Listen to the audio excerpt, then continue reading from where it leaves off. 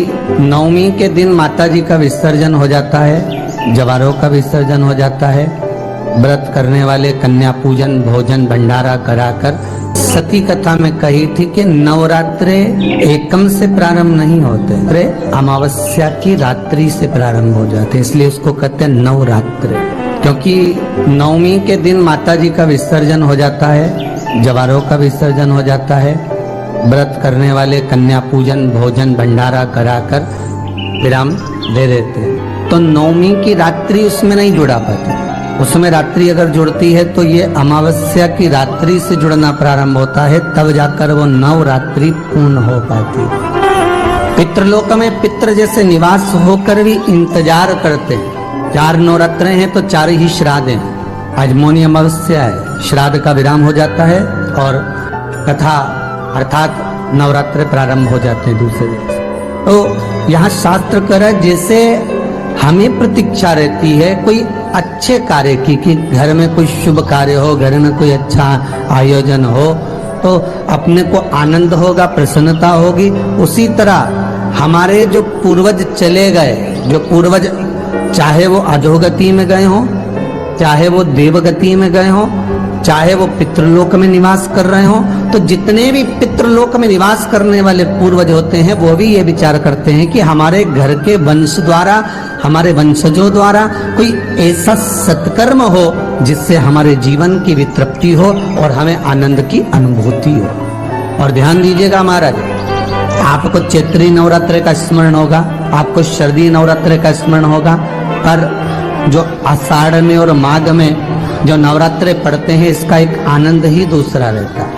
बस इतना जरूर होता है कि दुनिया के लोग वो जो 2 नवरात्रे होते हैं उसमें कलश की स्थापना भी करते हैं, देवी का पूजन भी करते हैं, अर्चना भी करते हैं, मंदिरों में भीड़ भी रहती है और खूब प्रेम से माता का जगराता वगैरह सब होता है। पर ये जो नवरात्रे हैं 2 गुप्त नवरात्रे, इनका लोगों को स्मरण नहीं था। वो तो धीरे धीरे ये टीवी चैनल के माध्यम से कथाकारों ने, वक्ताओं ने स्मरण कराना जब चालू करा, धीरे धीरे बताना, मार्गदर्शन करना जब चालू करा, तब लोगों को ज्ञात होता गया कि कोई गुप्त नवरात्रा भी होता है, उसमें भी देवी की आराधना होती है। ये 4 नवरात्रे अलग अलग अवस्था के हैं, अलग अलग सुख के हैं और अलग अलग आनंद के। आपके घर में पितृदोष है, आपको ऐसा महसूस होता है, तो किसी भी नवरात्रि के पहले जो अमावस्या पड़ती है, जिस दिन अमावस्या रहे उस दिन चावल की कटोरी में एक कपूर का टुकड़ा रख दीजिए, छोटा सा, और कपूर का टुकड़ा रखकर उस कपूर को दरवाजे के बाहर कटोरी में ही, चावल रखी हुई कटोरी में ही उसको पितरों का स्मरण कर कर जला दीजिए। और जलाने के बाद उस चावल को कहीं भी किसी भी वृक्ष की छांव में पक्षियों के लिए डाल दीजिए। शिव महापुराण की कथा कहती है, अगर मान लो पितृ आपको कष्ट दे रहे हैं, पितृ आपको तकलीफ दे रहे हैं, कोई काम नहीं होने दे रहे हैं, या कहीं आपको ऐसा लगता है कि पितरों का दोष है, तो वो पितृ दोष देवी, अब ये जो आप करेंगे ये कब कर रहे हैं? अमावस्या के दिन आप उसको रख रहे हैं, अमावस्या के दिन उसको रखकर रात भर आपने रखा कपूर के साथ में, सुबह एकम पड़ गई, नवरात्रि लग गई, उसी दिन उसको जलाकर आपने पटक दिया। अर्थात उससे देवी और पितृ इन दोनों का आशीर्वाद जो प्राप्त होता है, तो घर में से पितृदोष समाप्त होकर लक्ष्मी की वृद्धि प्रारंभ हो जाती है, कार्य में सिद्धता आ जाती है। और नवरात्रि में भी देवी की आराधना का एक स्मरण का सुख है महाराज। ज्योत का विधान है, नवरात्रि में देवी की ज्योत लगती है, अखंड ज्योति लगती है, जवारे बुआए जाते हैं, कलश लगता है। ज्योत का भी विधान है, जिसके यहाँ दिया अखंड जलाया जाता है, अगर वो दिए की लो, दिए की बाती अगर दक्षिण दिशा की होती है तो उसके घर में साल भर में एक घात जरूर होती है। जो दिया अखंड जलता है उसकी बाती का मुख दक्षिण का नहीं होना चाहिए। अगर आपने देवी भागवत का स्मरण करा हो, देवी भागवत को अगर सुना हो, तो देवी भागवत में स्पष्ट किया गया कि पूर्व की ओर मुख करा हुआ दिया, अर्थात पूर्व की ओर ज्योत जो जलाई जाती है वो संपदा की वृद्धि करती है। पश्चिम की ओर मुख कर कर जो ज्योत लगाई जाती है महाराज, वो बेभव को देती है, और उत्तर की ओर जो मुख कर कर ज्योत जलाई जाती है, उत्तर की ओर जो ज्योत का मुख रहता है वो आयु की वृद्धि करती है, घर में अकाल मौत को रोकती है। दक्षिण की ओर ज्योत ना लगाएं, अगर आपको लगाना है पूरब की लगाएं, पश्चिम की लगाएं या उत्तर की लगाएं।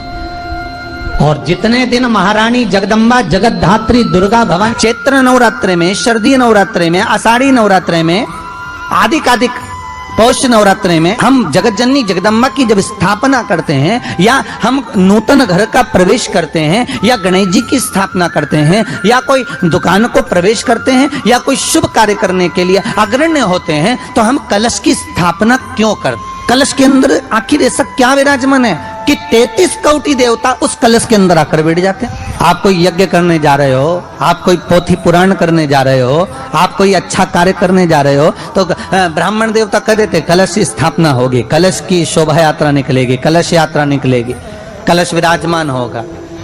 उस कुंभ की, उस घड़े की महत्वता कहां से प्रकट हो गई? शिव महापुराण की कथा कहती है महाराज, भगवान ओघड़दानी शंकर स्वयं आद्य शक्ति जगदम्बा से कहते हैं कि जगदम्बा तू क्या चाहती है बोल। तो जगत जननी जगदम्बा कहती है कि जहां मैं हूं वहां शंकर है, ये आपने कह दिया, पर जहां शंकर है वहां पार्वती का होना जरूरी है। उसके लिए सिद्ध करने के लिए एक स्थान ऐसा बनाया जाए जहां पर शंकर विराजमान है और शंकर के साथ पार्वती विराजमान है। तो शिव जी ने कहा पार्वती, उसके लिए मैं तुझे एक सुंदर कलश का निर्माण कर देता हूं।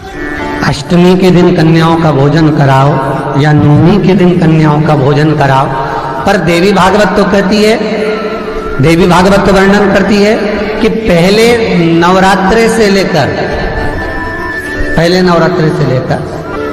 नवमी तिथि तक जितने दिन देवी के होते हैं, प्रत्येक दिन में आप किसी भी दिन कन्याओं का भोजन करा सकते हो, पहली रात्रि से लेकर, पहला दिन से लेकर।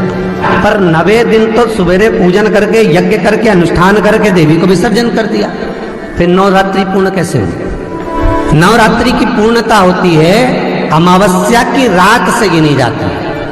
कौन से दिन से गिनते हैं? अमावस्या की रात्रि, फिर एकम की रात्रि, फिर दूज की रात्रि, ऐसे गिनते गिनते अष्टमी की रात्रि तक और नवमी के दिन सुबह तक या दोपहर तक या शाम तक, जब तक आप यज्ञ ना करें तब तक ये 9 रात्रियां पूर्ण गिनी जाती है महाराज देवी भागवत के हिसाब से पूर्णता।